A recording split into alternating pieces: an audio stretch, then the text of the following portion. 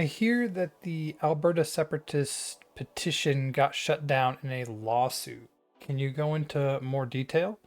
Will there be a referendum on separatism in the future?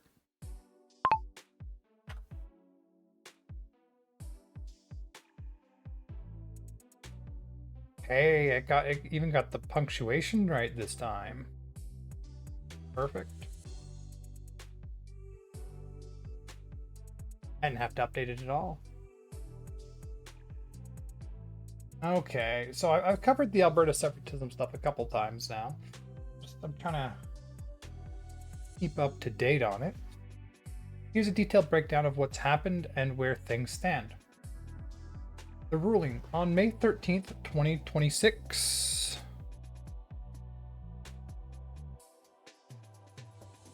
Oh, like 5 days ago. Court of King's Bench Justice Shiana Leonard struck down the citizen-led petition by the group Stay Free Alberta, which has been seeking a referendum on Alberta independence. The judge ruled that Alberta's chief electoral officer should never have approved the petition in the first place. The decision rests on two main legal grounds: duty to consult First Nations. Justice Leonard found that the government, as representative of the Crown, failed in its duty to consult with the... Okay. We're going to try and get these right.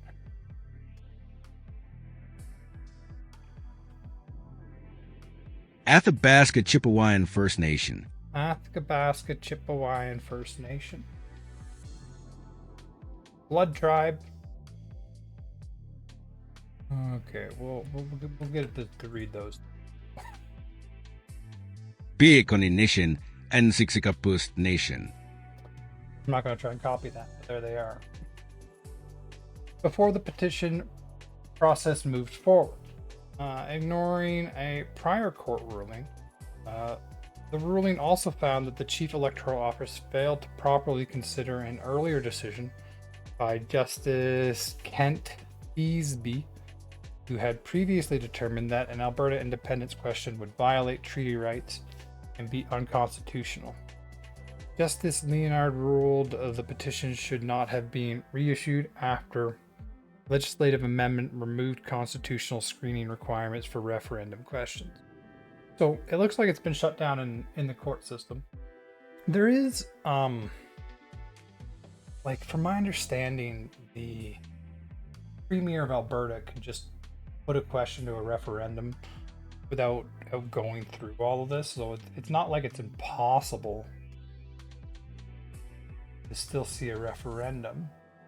And there was another petition called Forever Canada, which is actually the opposite, a petition essentially because there was the separatist movement. The petition went through and it went through a harder petition requirement to get through. But if you put something like that to the test, what was it called again? The Forever Canada petition. If you put that in a referendum, you could essentially, through the yes no vote, because that was a referendum to stay a part of Canada rather than to leave.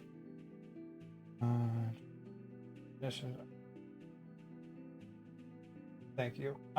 So rather than putting the question of do you want to leave, you can put the question of do you want to stay, and through a no vote, you can still get how many people want to leave, right? So, like, there's still, I don't know why they did it this way, because they legally shut down the separatist referendum question, right? But it doesn't have a lot of support. From what I was reading, like, when people understand and take into account consequences, it had like a 15% support. Like, if you put a referendum, the best way to shut down the Alberta separatist movement is to show them how unpopular the movement is. And a referendum would do that. But as soon as you like, oh no, you're not allowed a referendum, shut you down with the law, you're feeding the fire. Like, now the Alberta Separatists are going to think, oh, you're not allowing a referendum because you're shutting down our rights, and you know that we'll win. So you're shutting us down legally. And that doesn't seem like the way to go about it. Allowing a referendum question, I don't think is bad. If anything, I'd say we allow the referendum, show them how unpopular it is, and that solves the problem. Okay, let's continue. What happened to the signatures? The court ruled that the signatures collected, which Stay Free Alberta claimed exceeded 300,000, well above the roughly 178,000 required, will not be counted, and the results cannot be certified under the current process. Oh. The more you try and use this like legal talk, push back against them, the more you'll fuel the movement. Reactions. Okay.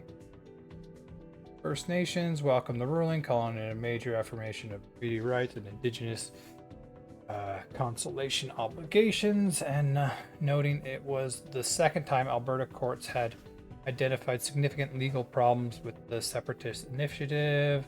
Premier Danielle Smith called the decision incorrect in law and anti-democratic. Oh.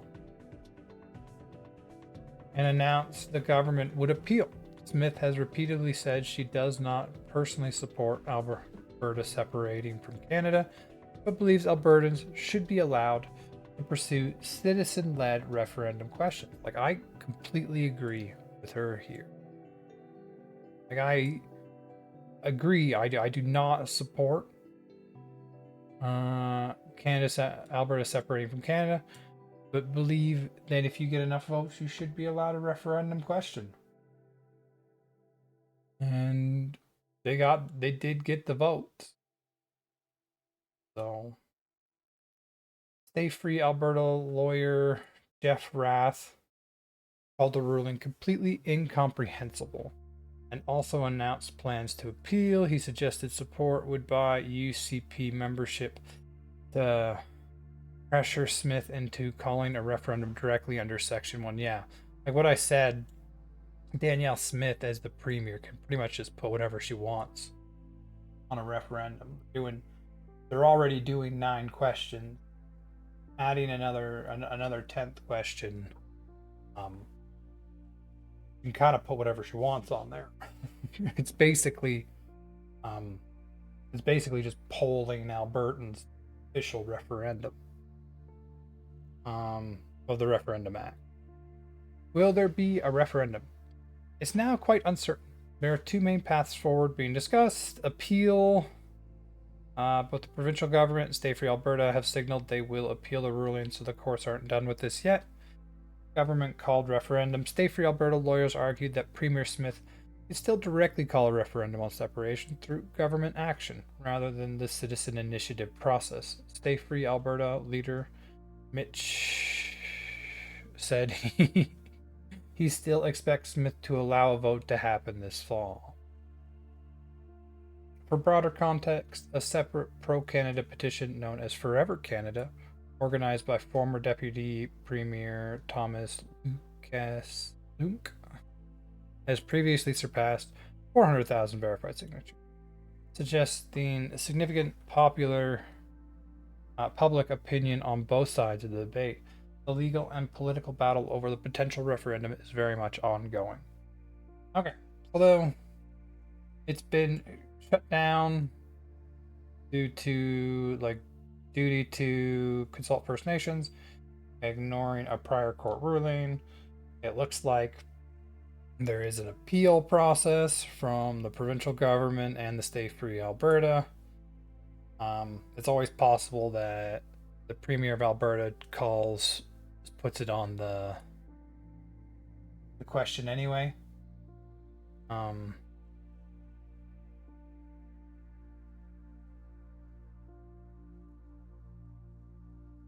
And that looks like where we're currently at. What's the current support for Alberta separation among Albertans? Oh.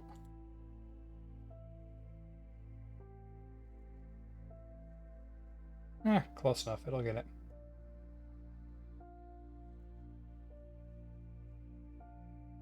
Here's a thorough picture of where public opinion stands based on multiple polls conducted throughout early 2026. The overall picture of vocal minority.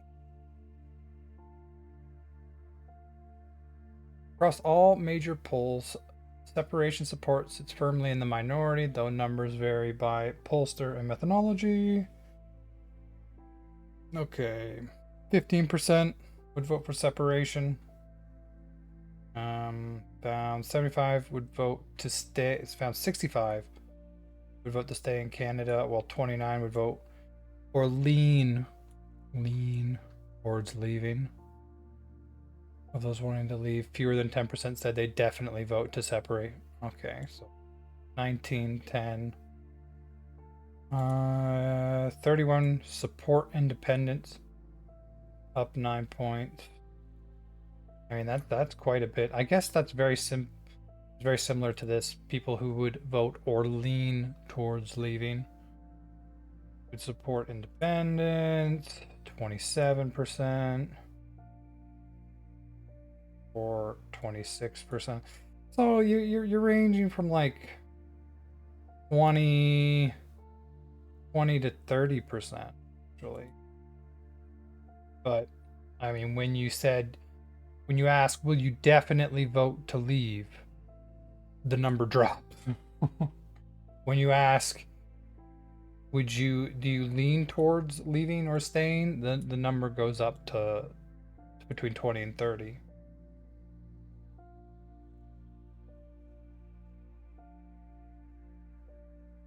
Okay, let's see. Is there a bottom line? Pollsters note that support has been remarkably stable over years of tracking. As one pollster put it, we've been tracing that for 8 years. In 8 years, we haven't seen much movement. It's gotten noisier in recent months, but they don't seem to be growing their support.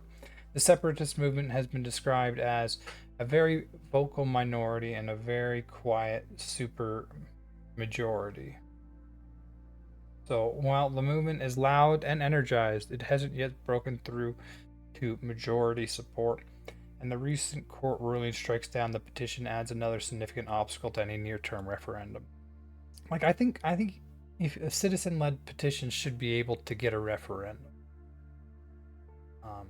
I don't think the court should be allowed to shut that down. Now I think when it comes back and it's bad for them. Then you use that to shut them down, right? But in my personal opinion, the current administration in power in Canada, they're far more pro like pipeline, oil development, than previous administration.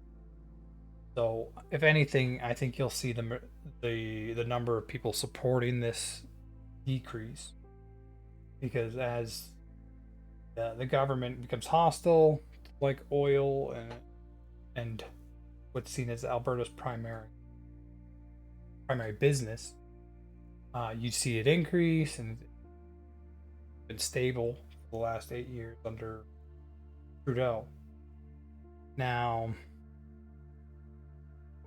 Still the same liberal government, but they do seem to have Mark Carney is far more open to oil development and pipelines. So I don't see them miraculously gaining support. But I would like to actually have the referendum. Can we do one of those ones where it's like you slightly support, slightly don't support, you know, rather than just a yes no? Because I was reading through some of their the referendum questions that they were gonna, because we have 9 referendum questions coming up in Alberta later here. I'll probably cover them again in more depth as we get closer. But like they're all yes, no, and like there's more context than just a yes or a no. And when you boil everything down just to yes to this or a no, you don't get a lot of that context. There's a reason that on a lot of online questions it's like slightly support, slightly don't support, neutral. Usually you have at least 5 options.